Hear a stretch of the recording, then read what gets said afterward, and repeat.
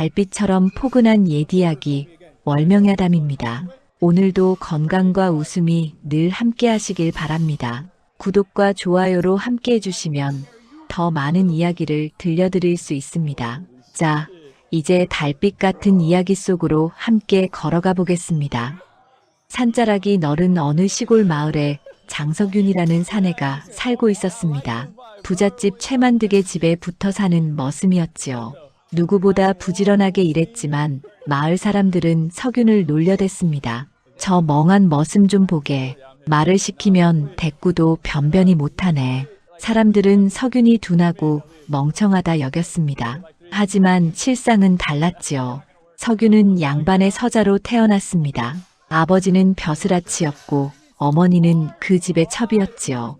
하지만 아버지가 세상을 떠나자 마님이 석윤 모자를 집에서 쫓아냈습니다. 어머니는 병든 몸을 이끌고 떠돌다 이곳에 정착하게 되었지요. 어머니는 숨이 끊어지기 직전 석윤의 손을 꼭 잡고 말했습니다.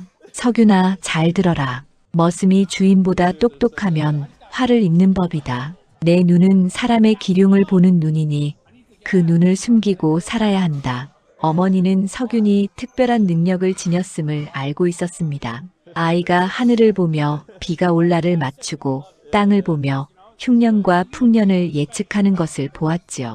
내 능력을 함부로 드러내면 사람들이 두려워하거나 시기할 것이다. 부디 조심해서 살거라. 그 말을 남기고 어머니는 눈을 감았습니다. 그 후 석윤은 배운 티를 숨기고 말수를 줄였으며 묵묵히 일만 했지요. 사람들이 바보라 놀려도 대꾸하지 않았습니다. 하지만 밤이 되면 달랐습니다. 석윤은 홀로 마당에 나와 하늘을 바라보았지요. 바람의 방향을 살피고 별의 움직임을 읽었습니다. 그는 땅의 흐름과 하늘의 기운을 읽을 줄 알았지요.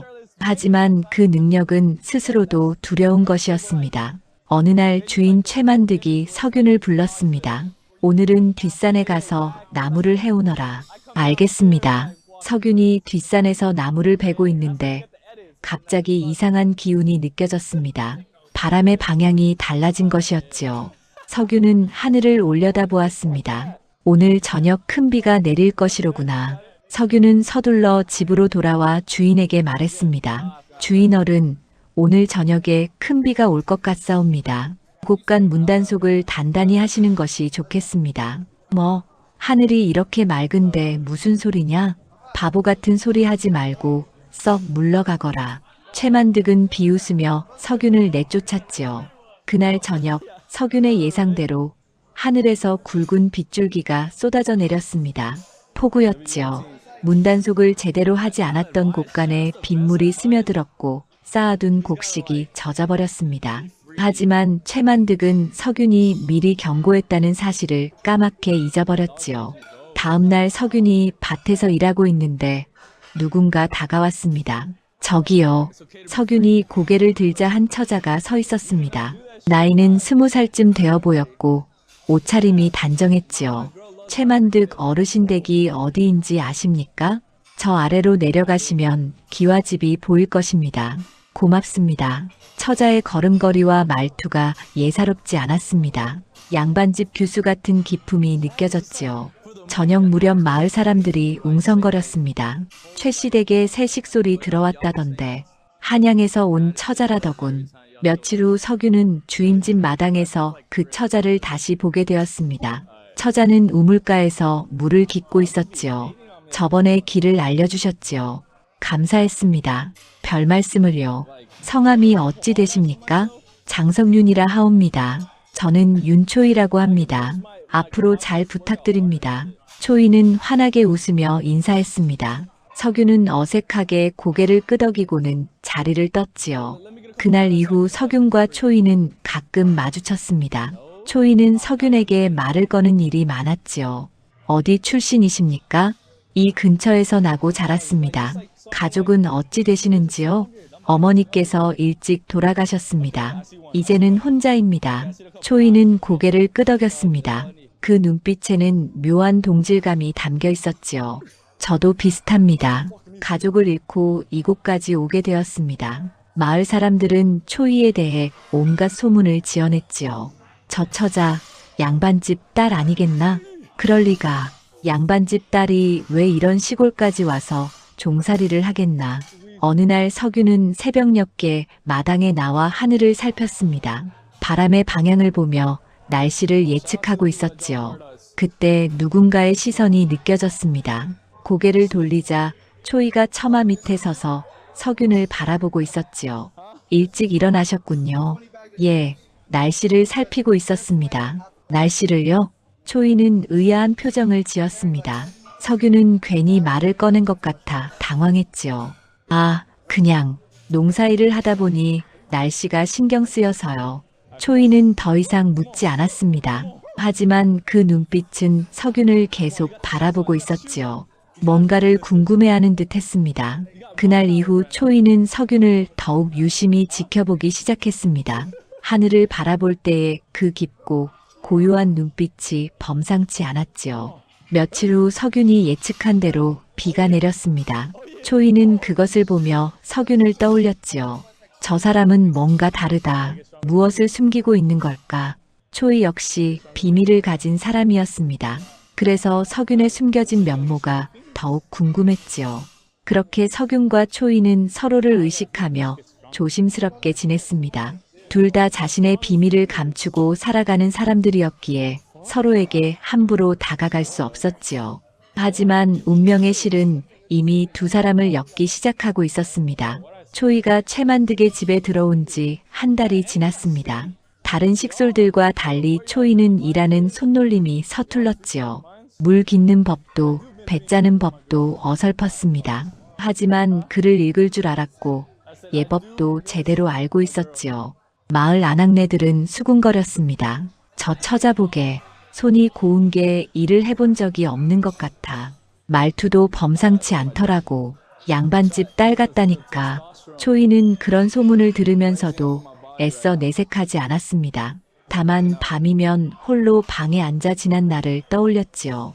초희의 아버지는 한양에서 벼슬을 지내던 양반이었습니다. 청렴 결백하기로 소문났던 분이었지요. 하지만 권력 다툼에 휘말려 영모 누명을 쓰게 되었습니다.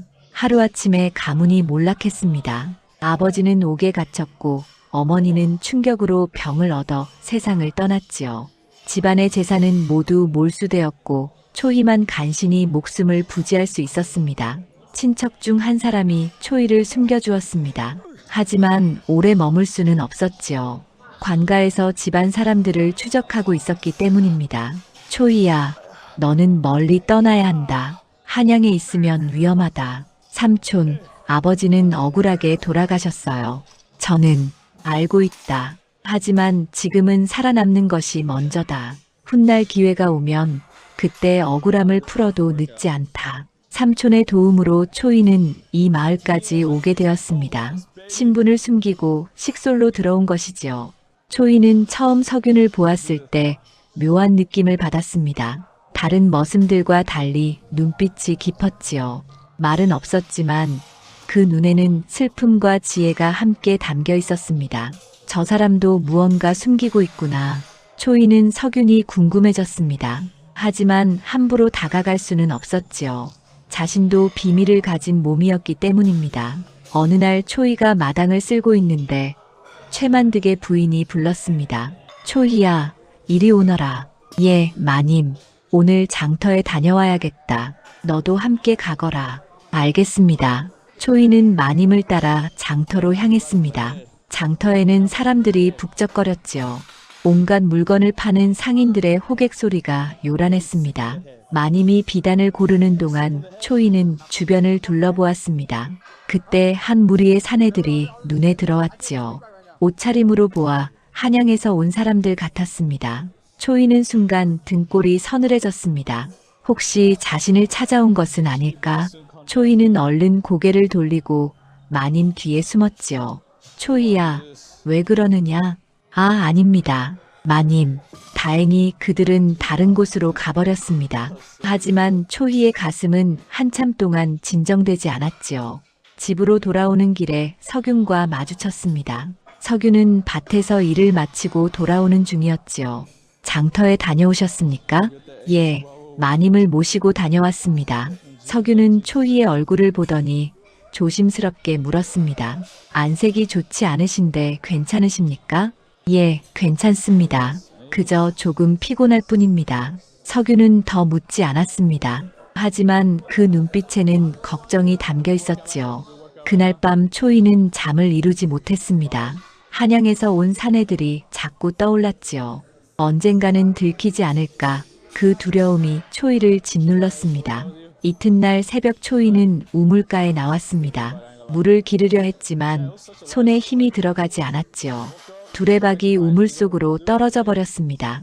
아, 초이가 난감해하고 있는데 석윤이 나타났습니다. 제가 도와드리겠습니다. 석윤은 긴 장대를 가져와 두레박을 건져 올렸지요. 초이는 고개를 숙여 인사했습니다. 고맙습니다. 별 말씀을요. 석윤이 돌아가려는데 초이가 불렀습니다. 혹시 이곳은 안전한 곳입니까?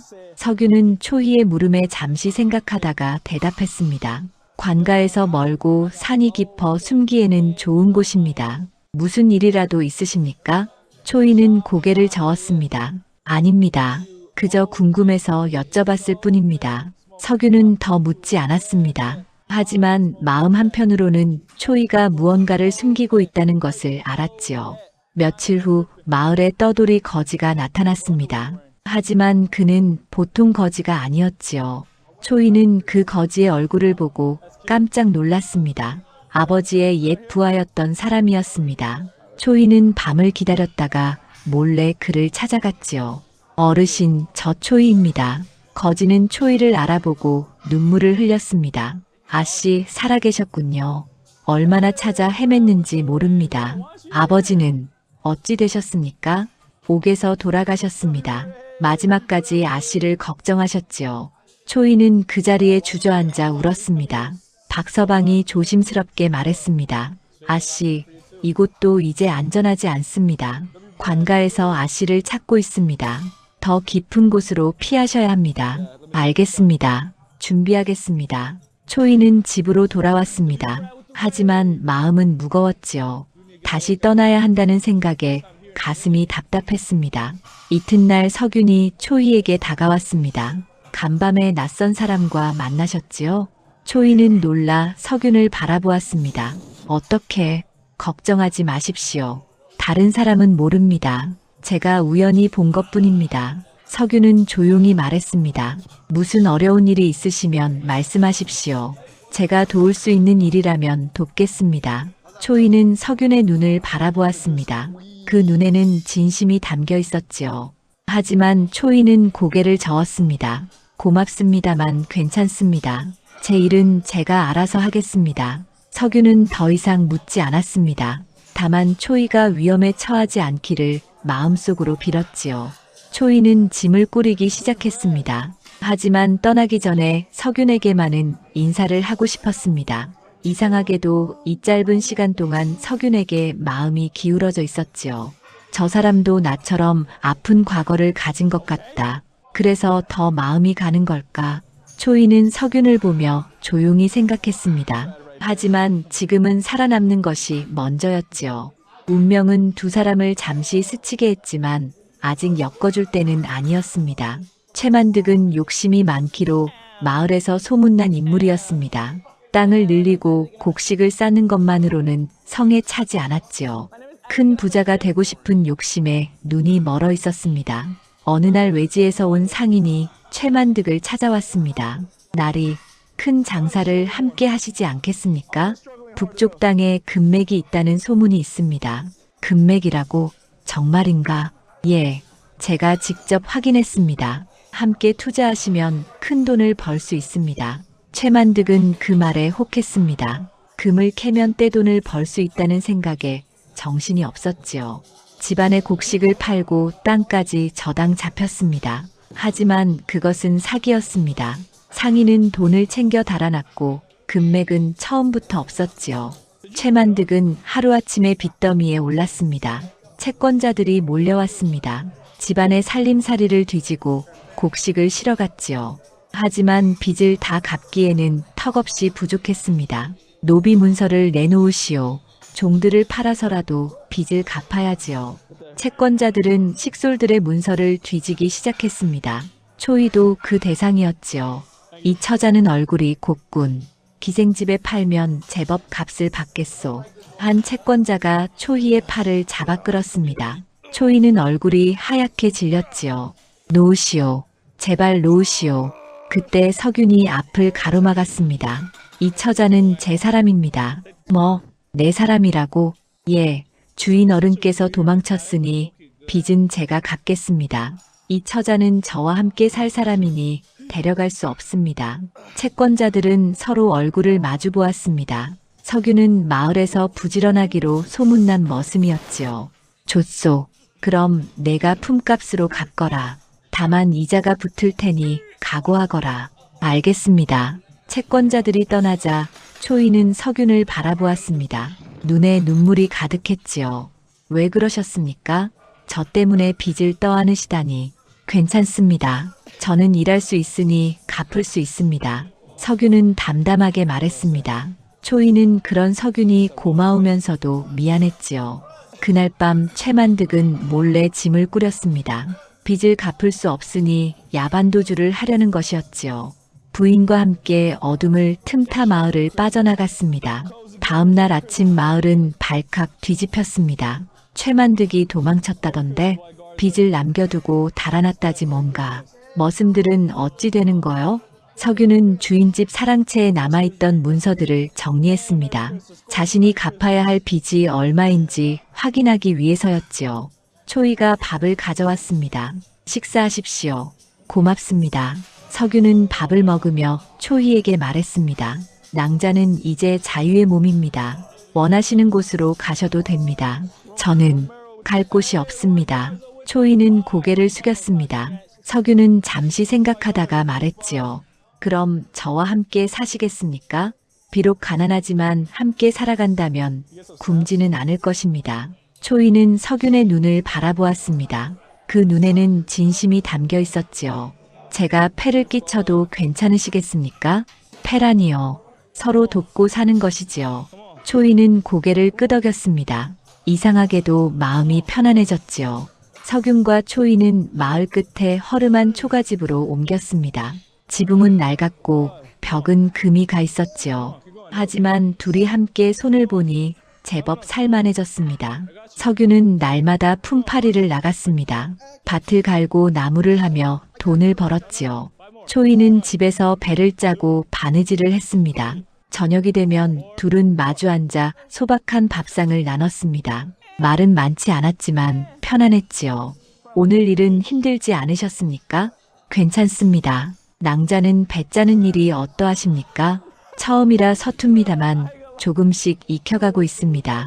둘은 그렇게 서로를 걱정하며 지냈습니다. 가난했지만 마음만은 따뜻했지요. 어느 날 석윤이 일을 마치고 돌아오는 길이었습니다. 하늘을 보니 이상한 기운이 느껴졌지요. 구름이 빠르게 움직이고 바람의 방향이 어지러웠습니다. 저 바람은 언덕의 기운을 거스르고 있다. 이러다가는 석윤은 집으로 달려왔습니다. 초이가 놀라 물었지요. 무슨 일이십니까? 마을 사람들을 모으십시오.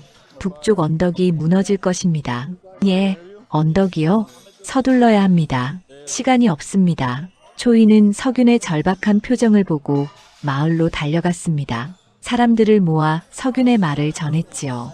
하지만 사람들은 믿으려 하지 않았습니다. 언덕이 무너진다고? 말도 안 되는 소리를. 무슨 헛소리를 하는 거야? 그래도 몇몇 사람들은 석윤의 말을 듣고 언덕 근처에서 떨어진 곳으로 피했습니다. 석윤이 전에 날씨를 맞춘 적이 있다는 것을 기억했기 때문이지요.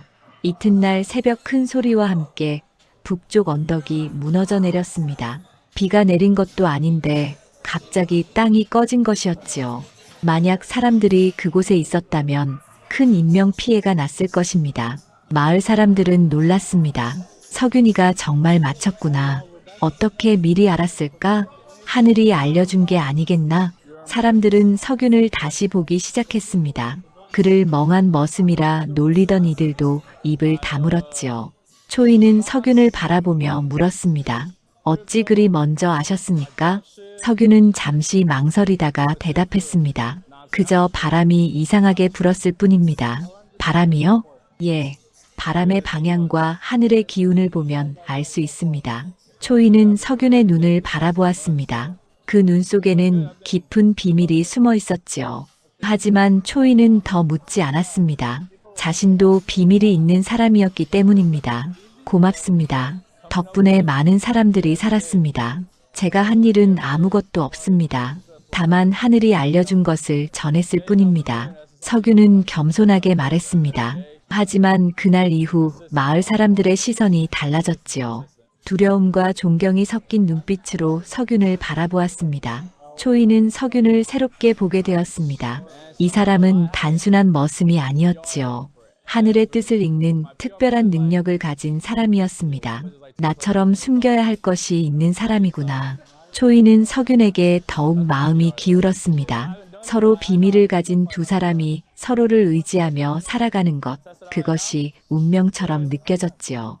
겨울이 지나고 봄이 왔습니다. 석윤과 초이가 함께 산 지도 어느덧 반년이 흘렀지요. 어느 날 석윤이 품삯을 받아 집으로 돌아왔습니다. 주머니에는 동전 몇 잎이 달랑거렸지요. 초이가 반갑게 맞이했습니다. 오늘은 일찍 오셨군요. 예, 일이 일찍 끝났습니다. 석윤은 주머니에서 동전을 꺼내 초이에게 건넸습니다. 오늘 품삯입니다. 장에 가서 필요한 것을 사십시오. 초이는 동전을 받아들고 망설였습니다. 손에 잡힌 것이라곤 이것뿐인데 장에 가서 무엇을 살 수 있을까요? 저는 괜찮습니다. 도련께서 드실 것을 사십시오. 아닙니다. 낭자께서 옷이 필요하실 것 같습니다. 초이의 옷은 해지고 기워 입은 자국이 여기저기 보였습니다. 석유는 그것이 마음에 걸렸지요. 저는 이것으로 충분합니다. 신도 달았는데 그것을 먼저 사셔야지요. 두 사람은 서로 먼저 챙기려 했습니다. 가난했지만 서로를 아끼는 마음은 더없이 컸지요. 결국 초이가 장에 갔습니다. 적은 돈으로 좁쌀과 소금, 된장을 조금 샀지요. 집으로 돌아오는 길에 한 아이가 울고 있는 것을 보았습니다. 얘야, 왜 우느냐? 배가 고파요. 아이는 부모를 여의고 마을을 떠도는 거지였습니다. 초이는 방금 산 좁쌀을 아이에게 주었지요. 이것을 가져가거라. 배불리 먹어야지. 고맙습니다. 아이는 좁쌀을 안고 뛰어갔습니다. 초이는 텅 빈 손을 보며 씁쓸하게 웃었지요. 하지만 후회는 없었습니다. 집에 돌아온 초이는 석윤에게 사실대로 말했습니다. 석윤은 고개를 끄덕이며 말했지요. 잘하셨습니다. 우리보다 더 어려운 일을 돕는 것이 당연한 일입니다. 배고프실 텐데 괜찮습니다. 마당에 나물이 자라고 있지 않습니까? 두 사람은 마당에서 나물을 뜯어 죽을 쑤어 먹었습니다. 배는 고팠지만 마음만은 따뜻했지요. 밤이 되자 초이가 석윤에게 물었습니다. 제가 한 가지 여쭤도 되겠습니까? 무엇이든 말씀하십시오. 나으리께서는 그 능력으로 부자가 될 수도 있으실 텐데 왜 이렇게 가난하게 사십니까? 석윤은 잠시 생각하다가 대답했습니다. 천기를 욕심으로 쓰면 재앙이 옵니다. 어머니께서 그리 당부하셨지요. 그렇군요. 하늘이 보여주는 것은 사람을 살리라고 준 것이지 불을 쌓으라고 준 것이 아닙니다. 초이는 석윤의 말을 듣고 깊이 감탄했습니다. 이 사람은 능력이 있으면서도 욕심이 없었지요. 참으로 훌륭하십니다. 아닙니다. 저는 그저 어머니의 가르침을 따를 뿐입니다. 그날 밤 초이는 오랜만에 평온한 잠을 잤습니다. 가난해도 석윤과 함께라면 두렵지 않았지요. 며칠 후 장터에 나온 석윤은 한 무리의 사람들이 모여 있는 것을 보았습니다. 한 선비가 큰 소리로 말하고 있었지요. 이 마을 북쪽에 금이 묻혀 있소. 함께 캐면 모두 부자가 될 수 있소. 사람들은 선비의 말에 귀를 기울였습니다. 석윤도 그 무리에 섞여들었지요. 선비의 이름은 윤태호였습니다. 입이 빠르고 말솜씨가 좋아 사람들을 쉽게 현혹시켰지요. 제가 풍수지리를 공부한 사람이요. 이 마을의 땅을 보니 분명 금맥이 있소. 석윤은 선비를 보며 고개를 저었습니다. 북쪽 땅에는 금맥이 없었지요. 오히려 그곳을 파면 땅의 기운이 흐트러져 재앙이 올 것이었습니다. 저 말은 틀렸습니다. 석윤이 나서자 사람들이 돌아보았습니다. 윤태호도 석윤을 보며 물었지요. 뭐라고? 내 말이 틀렸다고? 예, 북쪽 땅을 파면 안 됩니다. 하늘의 기운이 붉게 물들어 있습니다. 하늘의 기운? 내가 무엇을 안다고 함부로 말하느냐? 윤태호는 비웃었습니다. 하지만 마을 사람들은 달랐지요. 석윤이 언덕 붕괴를 예측했던 일을 기억하고 있었습니다. 석윤이 말이라면 들어볼 만하지 않나? 그렇지. 저번에도 맞췄잖아. 윤태호는 석윤을 노려보았습니다. 자신의 계획에 방해가 되는 인물이었지요. 내가 바로 그 머슴이로구나. 듣자 하니 천기를 본다던데 저는 그저 바람을 읽을 뿐입니다. 좋다. 그럼 내기를 해보자. 내일 내가 북쪽 땅을 파서 금을 찾아내면 내가 틀린 것이다. 석윤은 잠시 망설이다가 고개를 끄덕였습니다. 알겠습니다. 하지만 부디 생각을 바꾸십시오. 그곳을 파면 재앙이 옵니다. 재앙? 웃기는 소리 마라. 윤태호는 비웃으며 돌아섰습니다. 석윤은 불길한 예감에 집으로 돌아왔지요. 초이가 석윤의 어두운 얼굴을 보고 물었습니다. 무슨 일이십니까? 석윤은 장터에서 있었던 일을 말했습니다. 초이는 걱정스러운 얼굴로 물었지요. 정말 재앙이 올까요? 예, 북쪽 땅은 파서는 안 됩니다. 하지만 저 선비는 듣지 않을 것입니다. 그럼 어찌 하시렵니까? 지켜볼 수밖에 없습니다. 사람의 욕심을 막을 수는 없으니까요. 석윤은 하늘을 바라보았습니다. 구름이 붉게 물들어가고 있었지요. 불길한 징조였습니다. 다음 날 아침 마을 사람들이 북쪽 땅으로 모여들었습니다.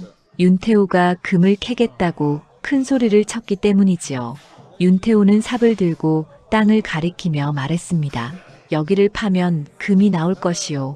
모두 함께 파십시다. 사람들이 웅성거렸습니다. 금을 캘 수 있다는 말에 욕심이 동했지요. 하지만 석윤의 경고도 잊을 수 없었습니다. 재앙이 온다고 했는데, 하지만 금이 정말 나온다면 부자가 될 수 있지 않나? 석윤이 무리 사이로 들어왔습니다. 그는 윤태호를 바라보며 다시 한번 경고했지요. 다시 한번 말씀드립니다. 이 땅을 파서는 안 됩니다. 또 그 소리냐? 내가 무엇을 안다고 남의 일에 끼어드느냐? 윤태호는 비웃었습니다. 그리고 삽으로 땅을 파기 시작했지요. 사람들도 하나둘 따라서 땅을 팠습니다. 석윤은 하늘을 올려다보았습니다. 구름이 이상하게 움직이고 있었지요. 붉은 기운이 점점 짙어지고 있었습니다. 모두 물러나십시오. 위험합니다. 석윤이 외쳤지만 사람들은 땅을 파는데 정신이 팔려 있었습니다. 금을 찾겠다는 욕심에 눈이 멀었지요. 그때였습니다. 갑자기 땅이 흔들리기 시작했습니다. 사람들이 놀라 주춤거렸지요. 무슨 일이냐? 땅이 흔들린다. 윤태호는 당황하며 뒤로 물러섰습니다. 하지만 이미 늦었지요.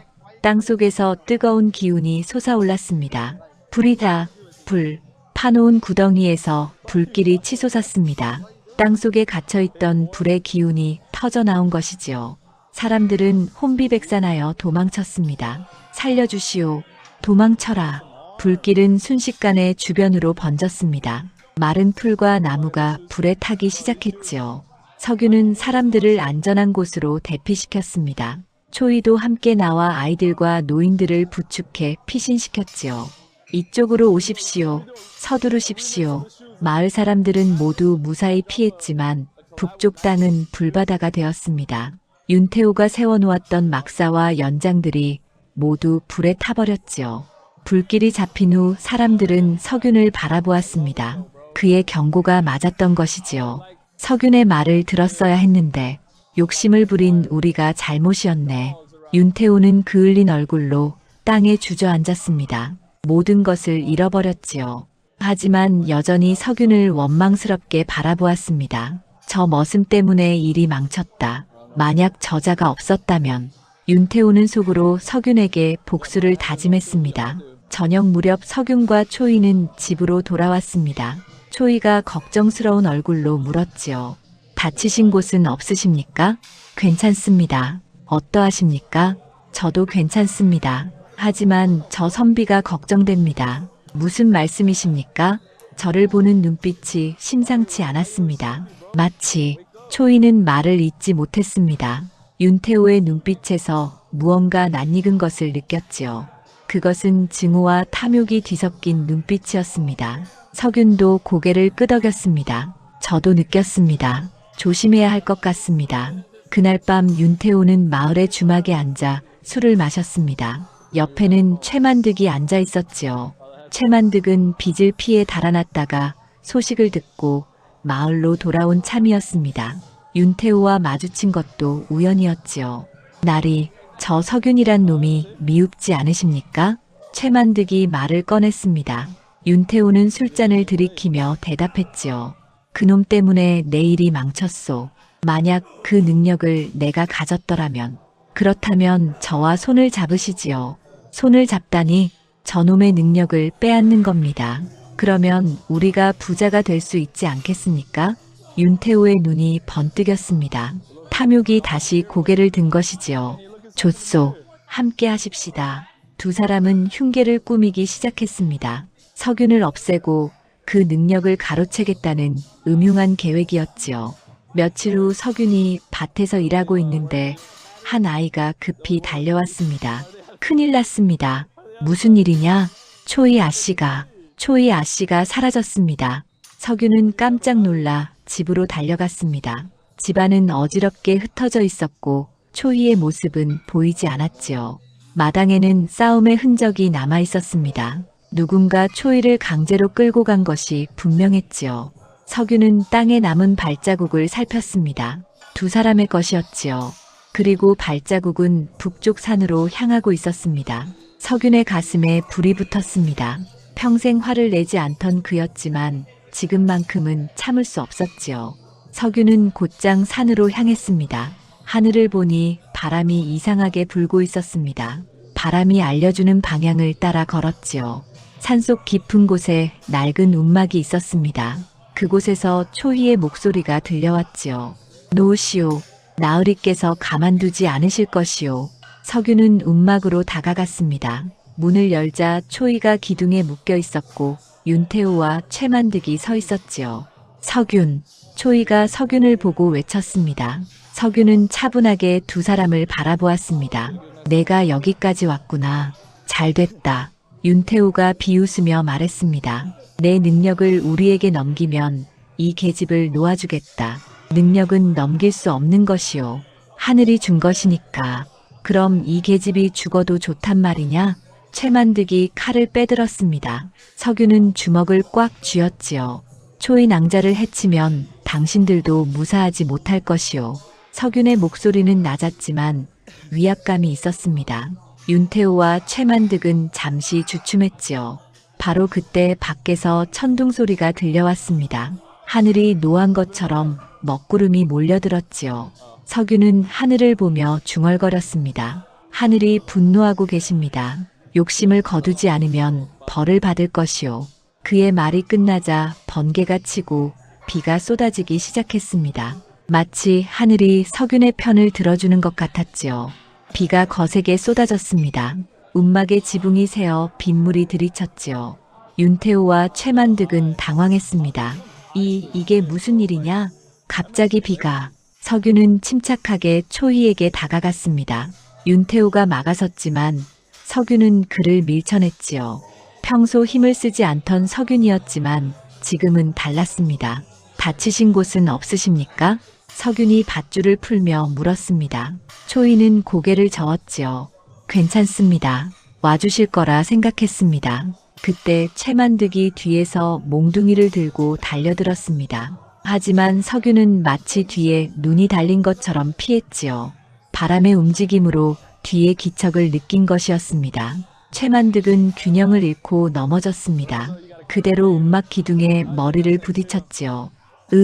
최만득은 정신을 잃고 쓰러졌습니다. 윤태호는 겁에 질려 뒷걸음질 쳤습니다. 내가 뭘 한 거냐? 아무것도 하지 않았소. 그저 피했을 뿐입니다. 석윤은 초희의 손을 잡고 움막을 나섰습니다.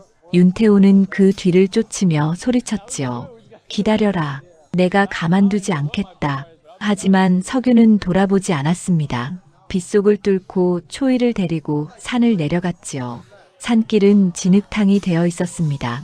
초이가 미끄러지자 석윤이 부축했습니다. 천천히 가십시오. 제가 잡고 있겠습니다. 두 사람은 빗속을 헤치며 마을로 돌아왔습니다. 온몸이 흠뻑 젖었지만 무사했지요. 집에 도착하자 초이가 말했습니다. 옷을 갈아입으셔야 합니다. 병이 나시겠습니다. 낭자도 마찬가지이십니다. 두 사람은 옷을 갈아입고 불을 피웠습니다. 따뜻한 온기가 방 안을 채웠지요. 고맙습니다. 도령께서 오지 않으셨다면. 초희의 눈에 눈물이 맺혔습니다. 석유는 조용히 말했지요. 제가 지키지 못해 죄송합니다. 앞으로는 더 조심하겠습니다. 아닙니다. 도령의 잘못이 아닙니다. 그날 밤 석유는 잠을 이루지 못했습니다. 밖에서 바람소리가 들릴 때마다 긴장했지요. 윤태호와 최만득이 다시 올지 모른다는 생각이 들었습니다. 이튿날 아침 마을에 소문이 퍼졌습니다. 최만득이 산속에서 죽은 채 발견되었다는 것이지요. 머리를 다쳐 그대로 죽었다더군. 자업자득이지 뭐. 사람들은 최만득을 동정하지 않았습니다. 빚을 남기고 달아났다가 돌아와 나쁜 짓을 하려 한 자였으니까요. 윤태호는 마을을 떠났습니다. 석윤의 능력이 두려웠고 계획이 실패한 것도 억울했지요. 하지만 어쩔 도리가 없었습니다. 떠나기 전 윤태호는 석윤을 찾아왔습니다. 총각, 내가 잘못했소. 석윤은 윤태호를 차갑게 바라보았습니다. 잘못을 아신다면 다시는 이런 짓을 하지 마십시오. 그러겠소. 하지만 한 가지만 물어도 되겠소? 무엇이오? 그 능력은 어디서 온 것이오? 석윤은 잠시 생각하다가 대답했습니다. 하늘이 주신 것입니다. 하지만 이것은 욕심을 채우라고 준 것이 아닙니다. 무슨 뜻이오? 사람을 살리라고 준 것입니다. 욕심으로 쓰면 재앙이 따릅니다. 윤태호는 고개를 끄덕였습니다. 그리고 조용히 마을을 떠났지요. 며칠 후 평화가 찾아왔습니다. 석윤과 초이는 다시 일상으로 돌아갔지요. 하지만 예전과는 달랐습니다. 초이가 석윤에게 말했습니다. 제가 한 가지 부탁을 드려도 되겠습니까? 무엇이든 말씀하십시오. 혼례를 올리고 싶습니다. 석윤은 놀라 초이를 바라보았습니다. 초이는 수줍게 웃으며 말했지요. 우리는 이미 부부처럼 살고 있지 않습니까? 이제 제대로 예를 갖추고 싶습니다. 석윤의 얼굴에 미소가 번졌습니다. 좋습니다. 그렇게 하겠습니다. 마을 사람들이 두 사람의 혼례를 도왔습니다. 비록 간소했지만 정성이 가득한 잔치였지요. 석윤, 축하하네. 행복하시게. 사람들의 축복 속에서 석윤과 초이는 부부가 되었습니다. 가난했지만 행복했지요. 혼례를 마친 후 석윤은 마을 사람들을 도우며 살았습니다. 물기를 잡아주고 집터를 봐주고 농사 시기를 알려주었지요. 초희도 마을 아낙네들과 친하게 지냈습니다. 배 짜는 법을 가르쳐주고 아이들에게 글을 가르쳤지요. 부인은 글도 아시는구려. 조금 압니다. 배우고 싶으신 분이 있으면 가르쳐 드리겠습니다. 마을 사람들은 석윤과 초이를 존경했습니다. 두 사람 덕분에 마을이 더 좋아졌기 때문이지요. 어느 날 석윤이 하늘을 보며 말했습니다. 올해는 풍년이 들 것입니다. 비가 알맞게 오고 해가 잘 들 것입니다. 정말입니까? 예, 하늘의 기운이 순조롭습니다. 석윤의 말대로 그 해는 풍년이 들었습니다. 마을 사람들은 기뻐하며 잔치를 벌였지요. 석윤 덕분에 우리가 풍년을 맞았네. 정말 하늘이 낸 사람이야. 석윤은 겸손하게 고개를 숙였습니다. 하지만 마음속으로는 기뻤지요. 자신의 능력으로 사람들을 도울 수 있다는 것이 행복했습니다. 초이는 그런 석윤을 바라보며 미소 지었습니다. 자신이 선택한 사람이 자랑스러웠지요. 서방님 고맙습니다. 무엇이 고마우신지요? 저를 지켜주시고 사랑해주셔서요. 석윤은 초희의 손을 잡았습니다. 저야말로 고맙습니다. 그대가 있어서 제가 힘을 낼 수 있습니다. 두 사람은 서로를 바라보며 웃었습니다. 가난했지만 사랑이 있었고 어려웠지만 희망이 있었지요. 밤하늘에 별이 총총했습니다. 석윤은 하늘을 보며 어머니를 떠올렸습니다. 어머니, 저는 잘 살고 있습니다. 능력을 숨기지 않고 사람들을 돕고 있습니다. 이것이 옳은 길이겠지요? 하늘에서 별 하나가 반짝였습니다. 마치 어머니가 대답하는 것 같았지요. 석유는 미소 지으며 집으로 들어갔습니다. 초이가 따뜻한 차를 내어주었지요. 서방님, 차 드십시오.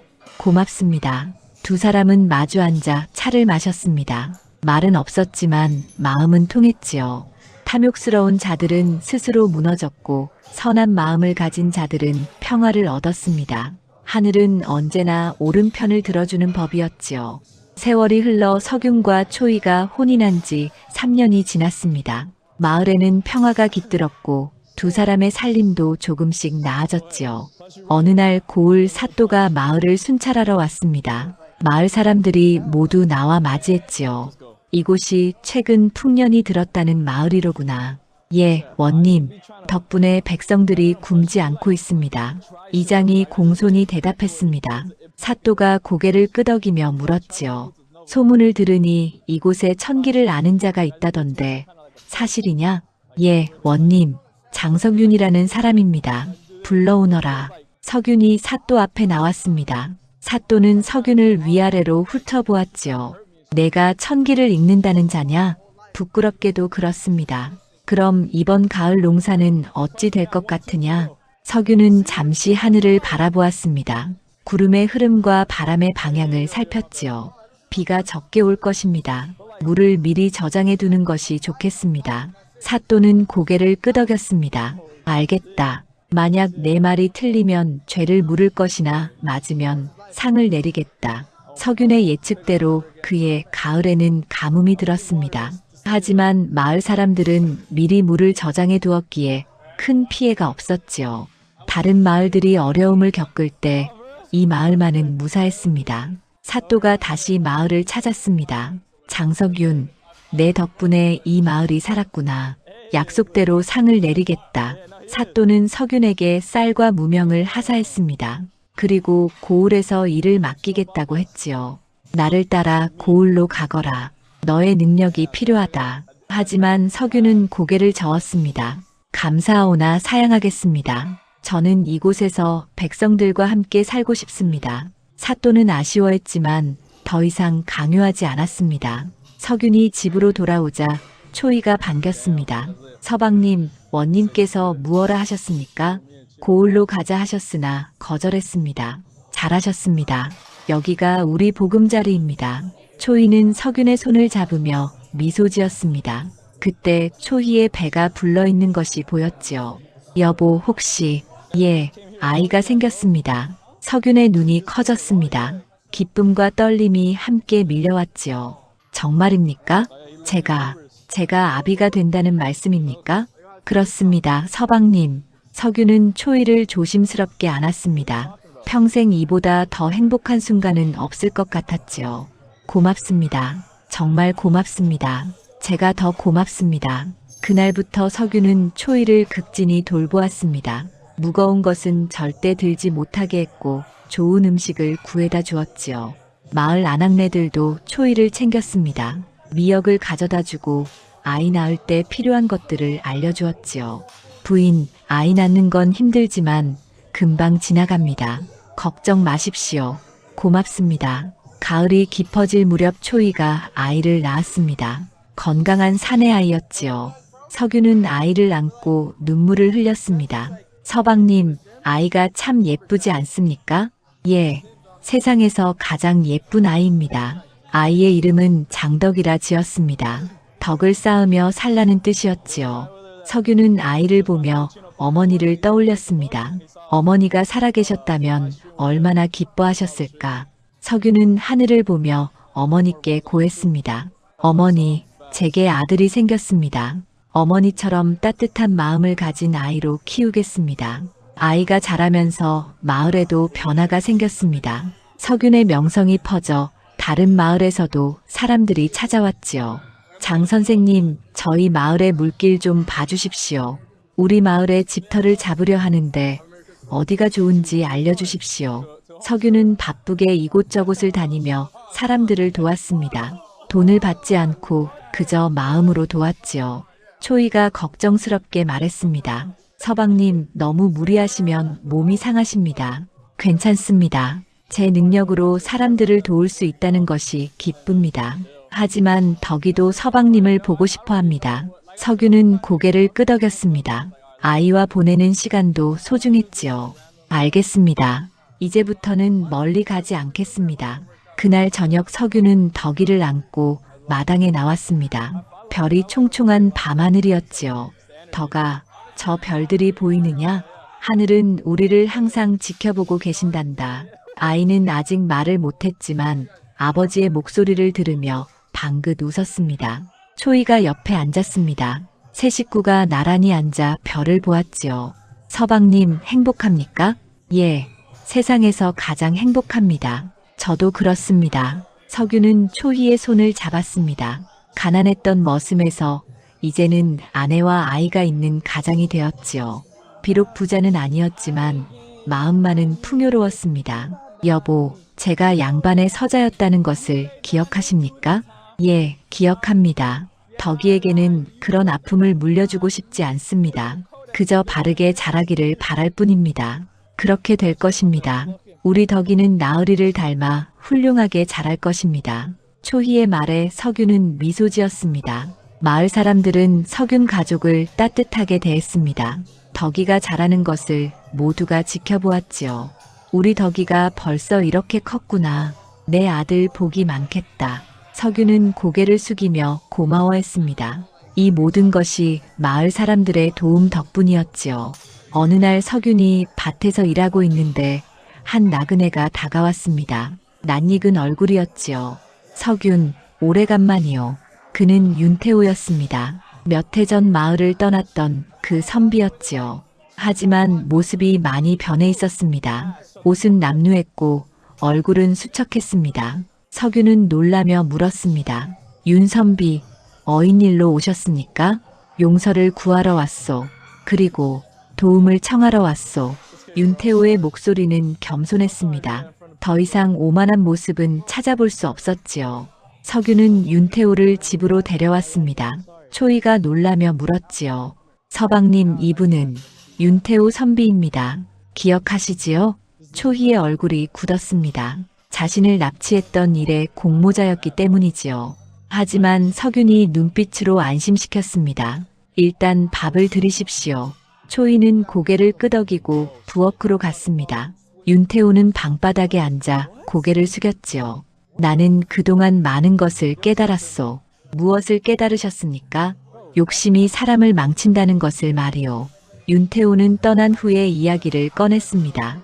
다른 마을로 가서도 금맥을 찾겠다며 사람들을 속였지요. 하지만 번번이 실패했고 결국 사기꾼으로 낙인 찍혔습니다. 어느 마을에서는 돌팔매질까지 당했소. 그제야 정신이 들었소. 윤태호의 눈에 눈물이 맺혔습니다. 진심으로 뉘우치는 모습이었지요. 내가 저지른 일들이 얼마나 나쁜 것이었는지 이제 알겠소. 특히 초이 나으리에게 한 짓은, 그 이야기는 이제 그만하십시오. 석윤이 말을 끊었습니다. 초이가 밥상을 들고 들어왔지요. 드십시오. 윤태호는 두 손으로 밥그릇을 받았습니다. 며칠을 굶은 듯 급하게 먹었지요. 천천히 드십시오. 체하시겠습니다. 석윤의 말에 윤태호는 눈물을 흘리며 밥을 먹었습니다. 자신을 이렇게 대해주는 것이 믿기지 않았지요. 고맙소. 정말 고맙소. 밥을 다 먹은 후 윤태호가 말했습니다. 나는 이제 어디로 가야 할지 모르겠소. 갈 곳도 없고 할 일도 없소. 석윤은 잠시 생각하다가 대답했습니다. 진심으로 뉘우치신다면 이곳에 머물며 새 삶을 시작하십시오. 뭐라고? 내가 여기 머물러도 된다는 말이오? 예, 마을에 서당이 필요합니다. 아이들에게 글을 가르쳐 주십시오.